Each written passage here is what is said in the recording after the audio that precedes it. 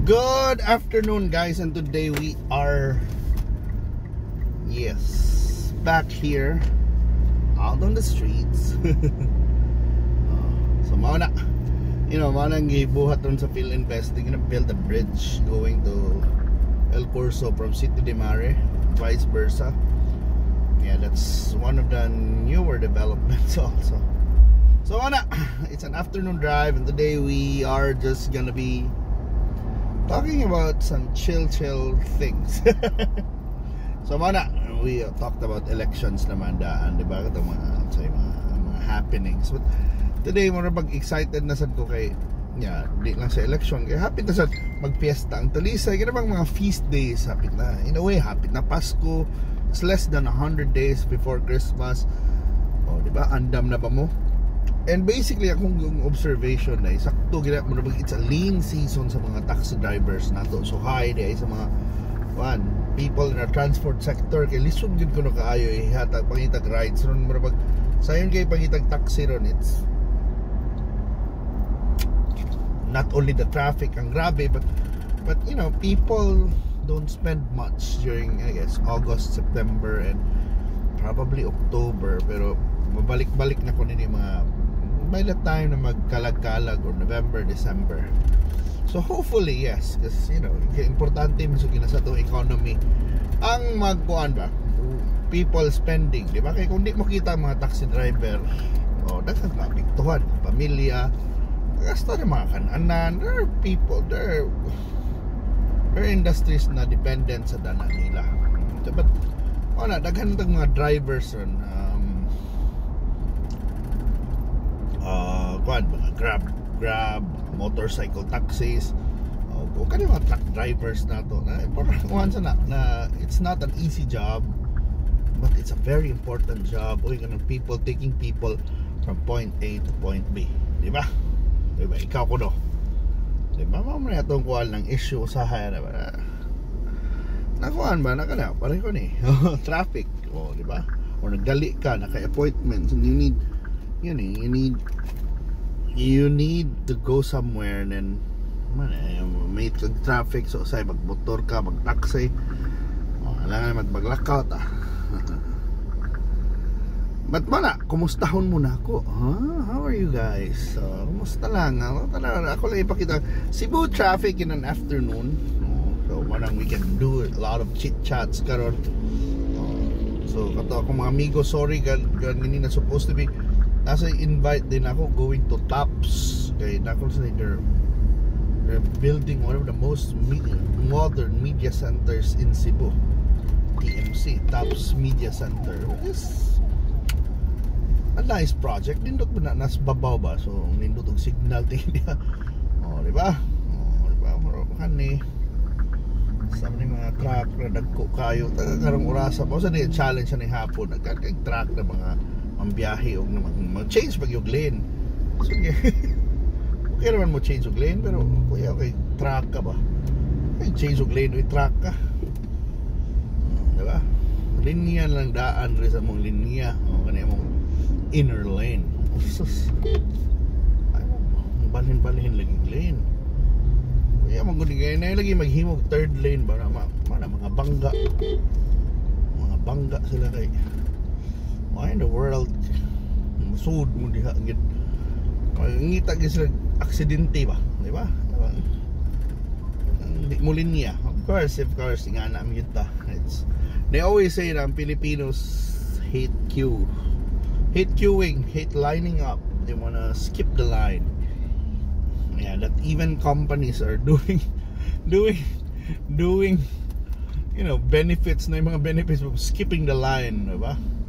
Yan, di ba, maglinya sa magkuhag sidula, magkuhag kasi lisensya, magparin yung auto, magpakuan sa PRC. You wanna skip the line. Of course we can give privileges, skip the line privileges sa itong mga senior citizen, for example. That's understandable. Pero kung ito mo skip the line, taka ng naikaila lang or migo-migo, of course lisod na, murag lalisuno na ba? So manay ko na to. Do you skip the line?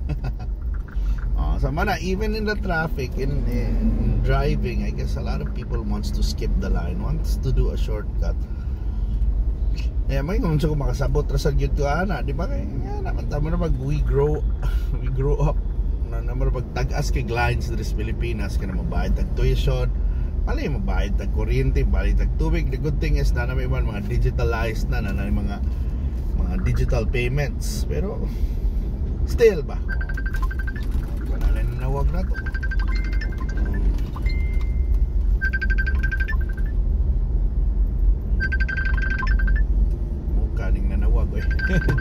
This is kaya rin manawag na drive ta. Dagan kita cellphone.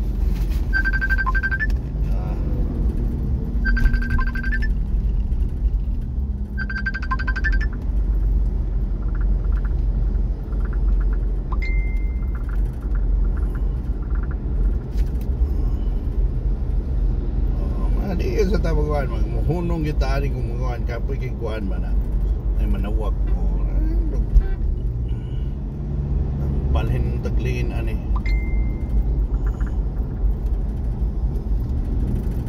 Saan ito nanawag?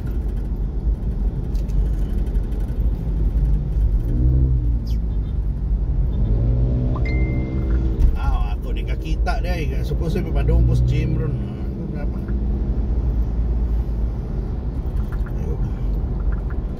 Tawagan lang.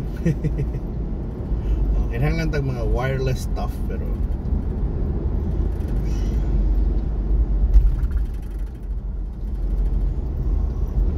tunnel.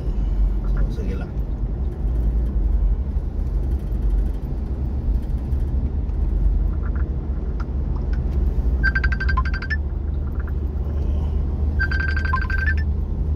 Padung pa ko diha.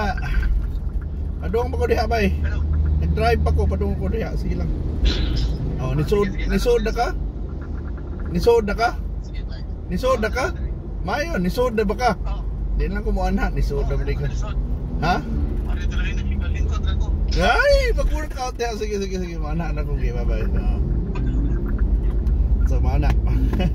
Anyway, hi sa our friends sa Anytime Fitness. So, pa-workout on yun ta. So, Anytime Fitness recently gave me a 3 months sa ilang gym. 3 months membership. Problema lang ko sa gym, di ba? Kanang is kung layo sa imuha ba na may ubang yung gym na layo importante mo sa ginandool pero sa gali I live in a condo complex na nasa sila gym pero like ito sige mag gym sa no pero pag that's sometimes size there's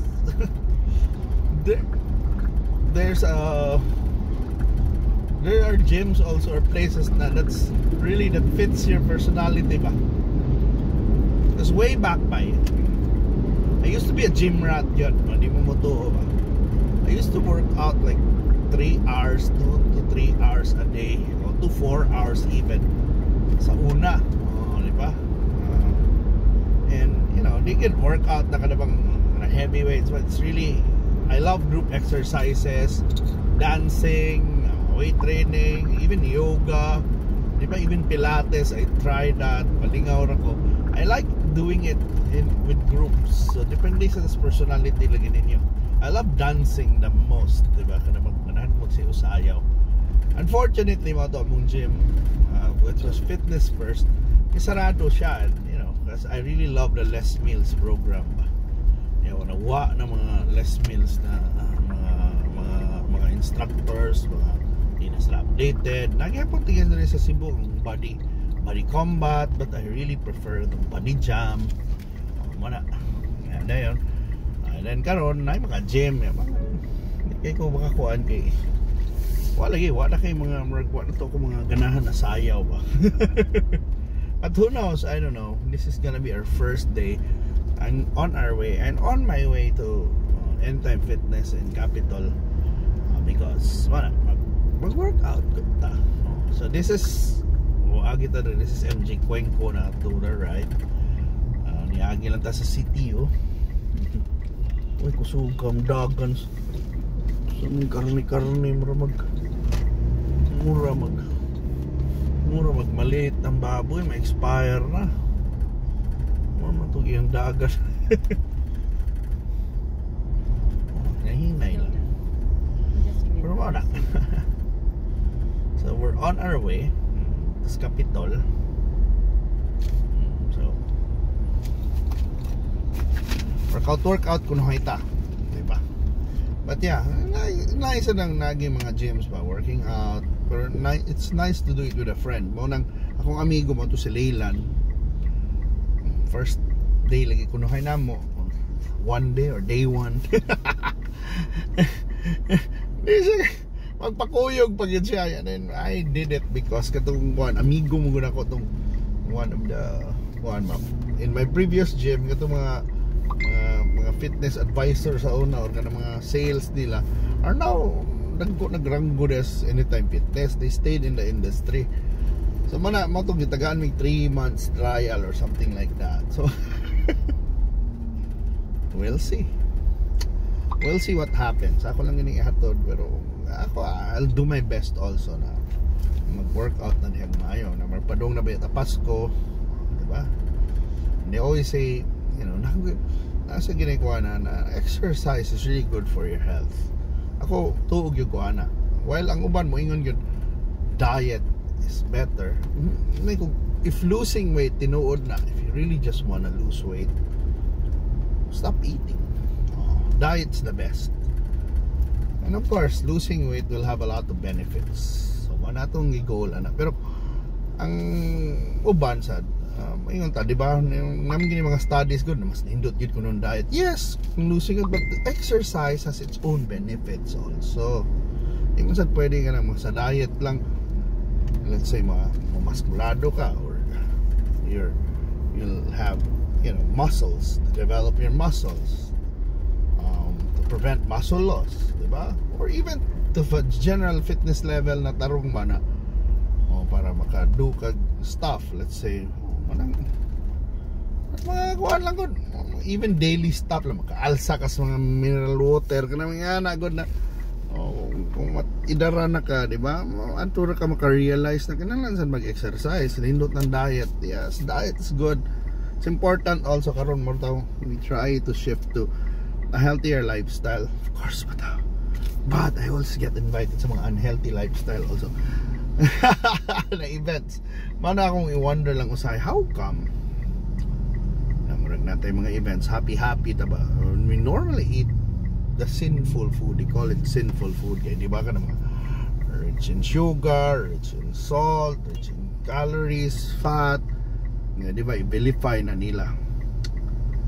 Pero ma'am sa na punto ka na sa una mo itong atong mga katiguangan tingin dili kay manambok or wa kayo issues ana ba or compared karon, because ang party food nila, Pasko ra sa kuan ra, naray selebrasyon karon halos sa guway celebration makakaon ng mga tao gingana, makakaon ng lechon, let's say sa Cebu, kinit lechon anytime.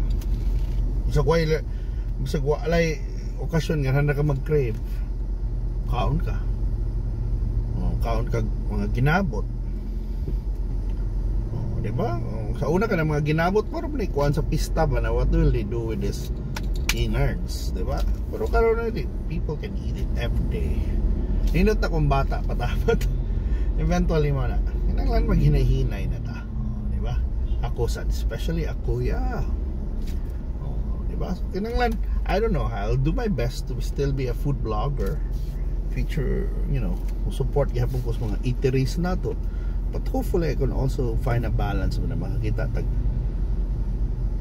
a healthier kuan sa atong tagag spotlight ang mga restaurants, eateries na nagsell og something kanang good for our health, like maligag prutas, like maligag mangustin, maligag nindot na sa naman na tong goal, di ba?